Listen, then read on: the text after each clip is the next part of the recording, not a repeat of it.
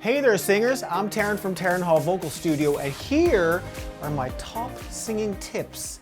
If you work these into your singing, you'll be sure to gain vocal control, eliminate vocal strain, and take the quality of your sound to a whole nother level, because there will be so much variety in what your voice will be able to do. Okay, so let's start with what you should consider before you even sing a note. So my tip number one is posture. Two of the most important components of singing are the breathing system and the vocal tract. And they need to be free to expand and contract and open up, so your posture can't be slouched. That affects the quality of your sound. You'll have to work harder and your voice can tire easily. A great posture is tall and confident, with your sternum slightly up, your shoulders relaxed, and your chin slightly tucked in and not jutting out like this. All right. Okay, on to tip number two. Identify and release tensions, especially in your shoulders, neck, jaw, and tongue. Tensions in these areas will create tensions on your vocal cords, which will make it difficult for them to stretch and make quick adjustments to rapidly sing from note to note. Ooh, yay! Without those tensions, the jaw and tongue can form pure vowels and open up to get a nice resonant sound. So before singing, make sure that your shoulders are relaxed. Give your neck a quick stretch from side to side, as well as do a couple of these with the jaw and also with the tongue. Okay, so the posture's good, tension's released. Tip number three is to support the breath that you take in so you can have control of what you're singing. Your tiny, thin little vocal cords don't like having big spurts of air blasted at them. They'll thank you when you give them a steady stream of air. So many singers take in too big of a breath into the wrong area of the body, and with no way of managing this air, it escapes too quickly, not giving the vocal cords a chance to vibrate properly, and then they find themselves all out of breath and wonder what the heck just happened. We don't want to have something like this. Hello, is it me you're looking for? No. We want, hello, is it me you're looking for? You can check out my breath support video up in one of these corners here for more detail on this. And I also include a great exercise to condition this technique. But basically, the best way to breathe for singing, I believe, is deep in the body. When you inhale, try to get expansion in the tummy and the lower ribs. Avoid breathing from your chest with the shoulders rising up. It's far easier to control the flow of air when it's taken from down here than up here. Now when singing, practice maintaining this expansion so it doesn't just collapse. With this air now supported, you can control the amount of air that's needed for whatever you're singing. Let's try a breath like this. We're going to inhale slowly for 5 seconds, expanding in the belly and the lower ribs. And when exhaling, do it very slowly on a while keeping as much of this expanse as you can, okay? So here we go. 5 seconds in. Exhale on with this kind of breath control, your singing will sound so much more smooth. Okay, my next very important tip number 4 is to develop and practice all of the registers of the voice. The strong chest register, the thin and flexible head register, and the middle mix register, which is a blend of both of those. Many singers get stuck singing in just one register because it's the one they feel most comfortable with, but they're missing out on the variety that their voice is capable of. If you just sing in your chest register all the time, then you won't have the flexibility to go up very high without getting shouty, right? Or if you just utilize your head voice, then you're missing out on the solid part of your voice that really sounds like you.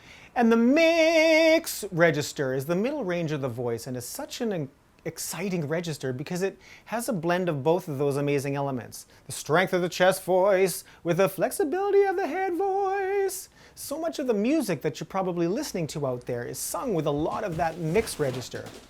In male voices, it's around here. Tiny dancer. And a female's around here. There's a fire starting in my head.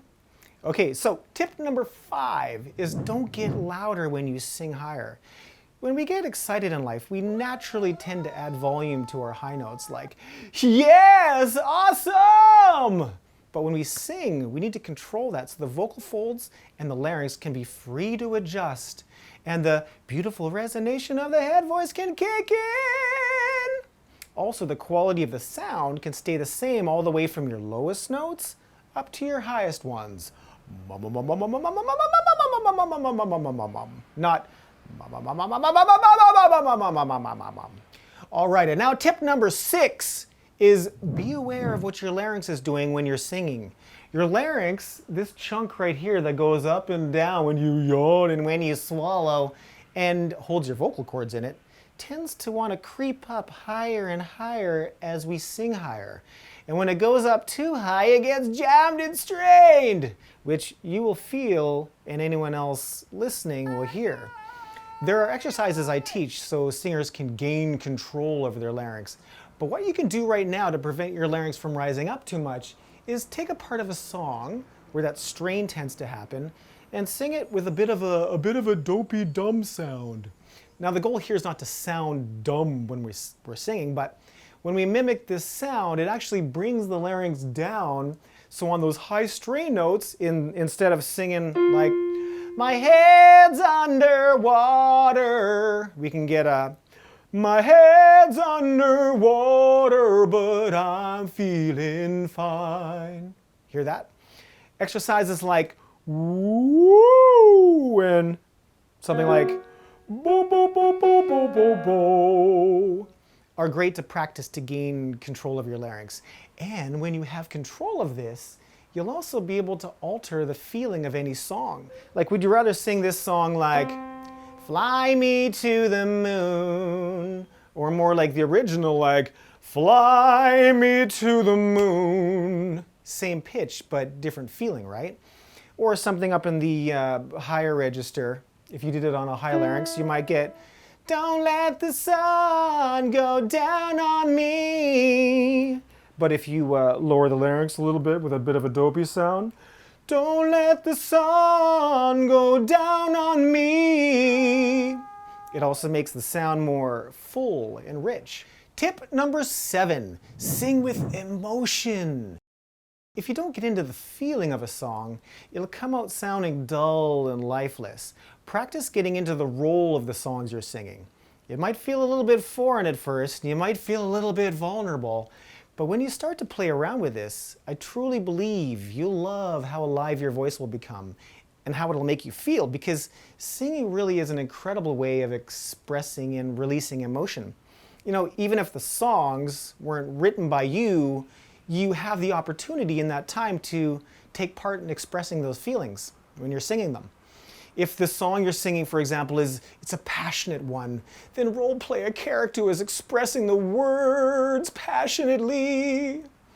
In my lessons with students, I do a lot of exercises to condition the voice to access varying amounts of emotional sounds like the cry sound, no, no, no, no, no, no, or like a bratty bit of attitude sound like na, na, na, na, na. But at least you can try and remember times in your life when you've been in those emotional states, right? And you've actually made these sounds like, oh, Mom, come on. Try part of that in a song like, I'm yours. Or maybe like back in elementary school when you might have said something like, hey, look at me, I'm the smartest person in the class. Well, then you can try something like, try to make me go to rehab. I said no, no, no. What really makes a singer stand out and turn heads is having variety in the voice. So my tip number 8 is to use different levels of vocal compressions when you sing. Vocal compression is simply how much the vocal cords are coming together when you're singing. The easiest way to understand this is try it yourself. Here, say this. This is a breathy sound. Okay? And this is a tight sound. All right? And then this is somewhere in the middle. So when singing a song, or even a line in a song, play around with going from that connected vibrating sound to a breathy one, and back and forth between them with varying degrees of each. And my next tip, tip number 9, sounds great when used with varying vocal compressions, and that is singing with various volumes throughout the songs. Dynamic changes throughout a song can really keep the listener engaged. So these last 2 tips together can sound like, take a look in the mirror and cry, oh, what you do to me. Now, when you're singing using emotions in your songs and going from soft to strong and back to soft again, with varying levels of vocal volume, oh my, that's going to take you and the listener on a fabulous journey. So this all ties into my last tip, tip number 10. And that is, don't be afraid to try new things and make some strange sounds. When you're working on all the areas of the voice, you might need to make some sounds that at first might not sound all that beautiful. If you're working on the middle mix area of the voice, you might be experiencing a big flip or break in the voice as your thick chest voice tries to transition into the thin head voice. Something like, you don't think you know what I've done. Embrace that flip in the voice. It happens to everyone in the beginning because our vocal cords aren't used to coordinating like this when we speak every day.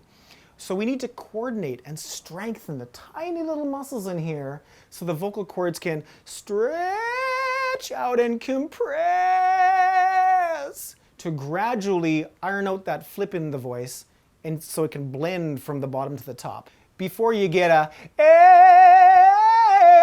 A, you'll need to do some exercises at first with some pretty funny sounds to build that coordination.